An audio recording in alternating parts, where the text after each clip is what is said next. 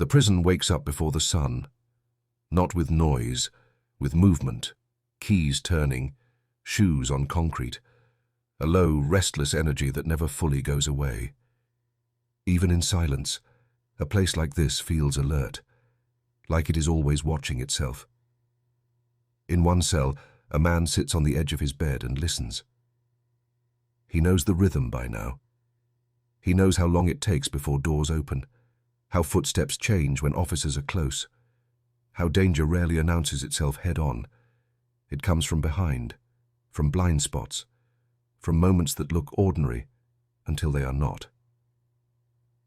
He once said he would never see it coming. On this channel, stories are told in a fully cinematic audio-first way, so you never have to look at the screen to feel every moment. You are listening to Minutes of Fear, where every story leaves something behind. Long before prison walls, long before headlines and courtrooms, there was a boy growing up in Wales. His early life did not look broken from the outside. His father died when he was young, a loss that left a quiet absence rather than chaos. Years later, his mother remarried. A religious household. Structure, stability. Nothing that easily explains what would come later. As a teenager, he discovered music. Music gave him something solid, something that felt earned. He met another boy in school who shared the same obsession, and together they built something that felt permanent. A band, a future, a sense of being seen. He became the voice at the front, the one people watched, the one people trusted. Fame does a strange thing to identity. It stretches it, distorts it. For some people, it amplifies what is already there. For others, it creates space for things they were hiding, even from themselves. By the time the band reached international success, everything looked complete from the outside. Albums, tours, crowds singing back words he had written alone. The kind of life people imagine protects you from darkness. It does not. When the arrest came, it did not arrive with rumors first. It arrived with shock. Police searching for one thing and finding something else entirely. Devices, messages, evidence that could not be misunderstood. What was uncovered was not impulsive. It was deliberate, planned, repeated. The details were so severe that many people still struggle to say them out loud. What matters is not the specifics. What matters is that the line was crossed so completely that there was no way back. Fans recoiled, bandmates severed ties instantly. The music stopped overnight, as if it had never existed. In court, he admitted to what he had done. He did not sound haunted. He did not sound broken. At times he sounded amused, detached, as if he were watching the proceedings instead of living them. Psychologists would later describe him as arrogant and remorseless, a man who believed consequences applied to others. The sentence was long, decades, enough time for a life to end inside walls. He was sent to Wakefield. Inside, reputation matters more than paperwork. Crimes are ranked, judged, and some place a mark on you that never fades. From the moment he arrived, he was classified as vulnerable, protected not out of sympathy, but necessity. Men with crimes like his do not blend in. They wait. At first he kept to himself, wrote lyrics, letters, spoke about missing the stage, the lights, the feeling of being admired. He told people he had lost everything, as if that were the whole story.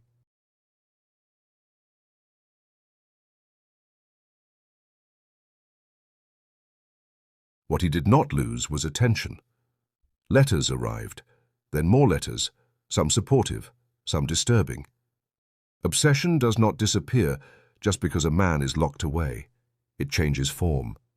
Even behind bars, he remained a symbol to people who should have known better. Inside the prison, resentment grew quietly. In places like this, violence is rarely spontaneous. It simmers, it circulates, it waits for opportunity. There was already an attempt on his life years earlier, a warning that did not feel final. Not yet. He survived that one. By the time autumn of the year 2025 arrived, he had spent nearly a decade inside. He followed rules, avoided eye contact, limited movement. But even caution cannot erase what everyone knows. On a Friday evening, he called his mother. His voice was unsteady. He told her he loved her. He told her he was fine. The words sounded rehearsed, but the tone did not. She would later say the call felt different, heavy, like something closing. A few days later, the morning routine began. And this time, the silence did not hold. Morning inside Wakefield moves on rails. Doors unlock. Men step out, half awake, already guarded. Breakfast trays slide across counters. Phones are claimed. Favors are repaid quietly. Nothing about it feels sudden, which is why sudden things land so hard. On F Wing, movement blended into routine. Officers watched from a distance they had learned to trust. This was a place where tension lived permanently, so its presence no longer triggered alarms. In one cell, the door should not have been crowded. But it was. The first sound was not shouting, it was a sharp disruption. A scuffle that did not belong. A body hitting something solid. The kind of noise that makes people pause instead of panic, because pausing feels safer than understanding. Inside the cell, control vanished quickly. This was not a confrontation. It was not a warning. It was an intrusion. A decision made earlier and carried out without ceremony. One man moved with purpose. Another stood near the doorway, watching the corridor instead of the violence behind him. The man on the floor tried to react, tried to stand, tried to make sense of how the rules had failed him. His voice came out once. Just once. A sound that cut through routine and reached an officer passing by. That sound mattered. When staff reached the cell, the scene was already wrong in a way training cannot prepare you for. Blood where there should not be blood. Stillness where there should be resistance. Hands pressed instinctively against a wound that could not be reasoned with. Alarms were triggered. Doors slammed shut across the wing. Radios crackled with overlapping instructions. Someone called for medical support, knowing even then that time had already slipped out of reach. Attempts were made. Pressure applied. Orders shouted into the chaos. But there are moments when the body has already decided. He did not leave the cell alive. The prison locked down immediately. Silence followed, thick and enforced. Men were ordered back into cells. No one asked questions out loud, but everyone knew who it was. Some nodded, some said nothing. A few felt something close to relief. By midday, the news had escaped the walls. Headlines spread fast, faster than facts, faster than official statements. The name was familiar enough that people did not need context. For years, he had existed in public memory as a symbol rather than a person. His death did not feel like a loss to most. It felt like an ending that had been delayed. Investigators moved in. Cells were searched, footage reviewed, movements traced. 2 men stood out quickly. One young, one older, both already known for violence, both with nothing to gain and nothing to lose. They were arrested inside the prison and taken for questioning. They said very little, just names, ages, silence beyond that. Within days, charges were filed. More arrests followed. Men suspected of planning rather than striking. The shape of the attack began to look less chaotic and more intentional. Not rage, not impulse, organization. As details emerged, attention shifted. Not toward sympathy, toward consequence. Who gets to decide when punishment ends? Whether a prison sentence is enough? Whether violence inside a prison is justice or failure? Whether society had already done all it could? Outside Wakefield, people argued, online, in papers, in quiet conversations that trailed off without conclusions. Inside, life resumed. Cells reopened, breakfast served, count taken. The rhythm returned because it always does. But something had shifted.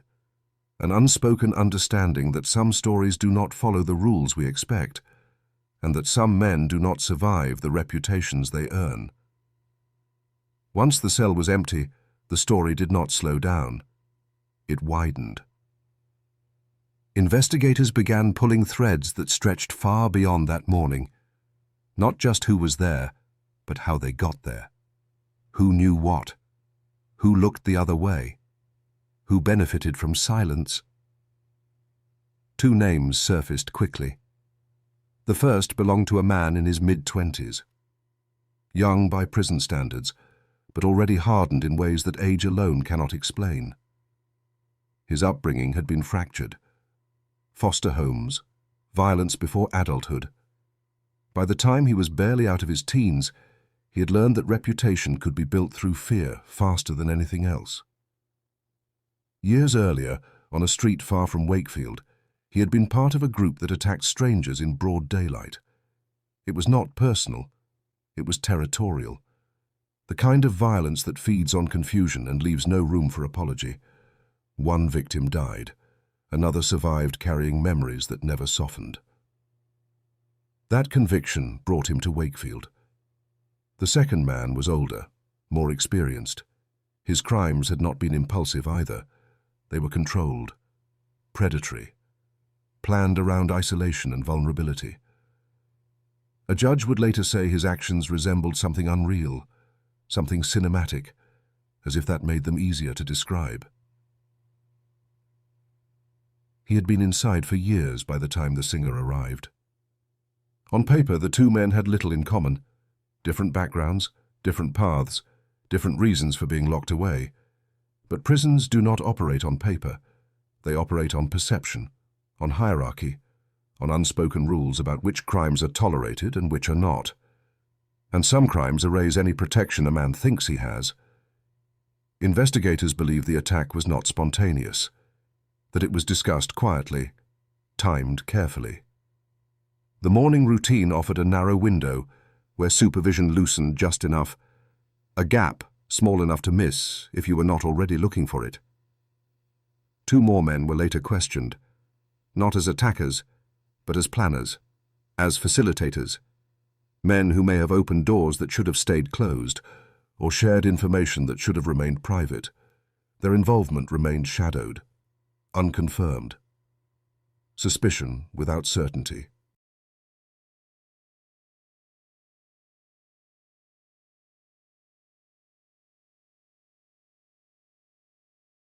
That uncertainty mattered, because what unsettled officials most was not just that the attack happened. It was that it succeeded inside a facility built to prevent exactly this outcome. A prison known for housing men who could not be housed anywhere else. Public reaction was muted in an unusual way. There were no candles, no memorials, no public mourning. Instead, there was something colder. A collective shrug. A sense that an inevitable conclusion had finally arrived. Many people spoke openly about relief, about closure, about justice finally catching up. But justice is not a simple thing, because the system had already judged him, sentenced him, locked him away for decades. What happened next raised uncomfortable questions about where responsibility ends, whether punishment administered outside the law feels different when the victim is someone few are willing to defend. Inside Wakefield, the message was absorbed quickly. No one said his name aloud for long. It faded back into whispers, then silence. A cautionary example that did not need to be explained. New prisoners would hear fragments. Older ones would say nothing at all. The trial for his killers was scheduled months away. Evidence to be reviewed, footage to be shown. Words to be weighed carefully in rooms far removed from the cell where it ended. Until then, everything remained suspended. Because while one life had ended violently, Several others were now defined by what they chose to do inside that prison. Choices that would follow them for decades, just as surely as the singer's reputation followed him to his final morning. And somewhere inside Wakefield, routine continued. But no one believed in safety the same way anymore. By the time the court date was announced, the story had already hardened, not into facts, into opinions. People chose sides without realizing they were doing it. Some spoke in the language of consequence, saying this was always going to be the ending. Others spoke in the language of systems, asking how something like this could happen inside a place designed to prevent it. Very few spoke about the man himself, and when they did, it was never with sympathy. It was with finality. Inside Wakefield, his cell was reassigned. The mattress replaced, the walls cleaned, the floor scrubbed until nothing remained that could suggest what had happened there. That is how institutions survive. They erase evidence of rupture and call it order. But erasure does not mean forgetting. Officers walked the wing with a different awareness now. Conversations shortened. Eyes lingered a second longer on doorways. Everyone understood that a line had been crossed, not just by prisoners, but by the illusion of control. The men accused of the killing were moved separately, watched closely, silent. When asked to confirm their names in court, they did so without emotion. No statements, no explanations. Just the bare minimum required to exist inside the process. Their trial was set for the following year. Until then, the questions hung unanswered. Not legal questions, human ones. Was this inevitable, or was it preventable? Was this justice, or just violence wearing a different uniform? Does a man forfeit his right to protection when his crimes are unforgivable? There were no clean answers. In Wales, where the singer once grew up, nothing marked his passing. No memorials, no flowers. Just the quiet discomfort of remembering that someone capable of creating beauty had also committed acts so dark that his death brought relief rather than grief.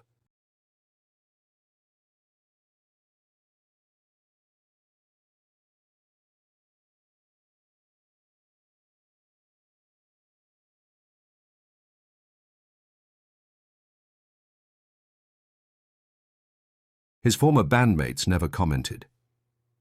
They had ended that chapter years earlier, cutting it away like a limb that could not be saved. For them, the story had already ended long before the prison did. What remained was a warning that does not sit easily.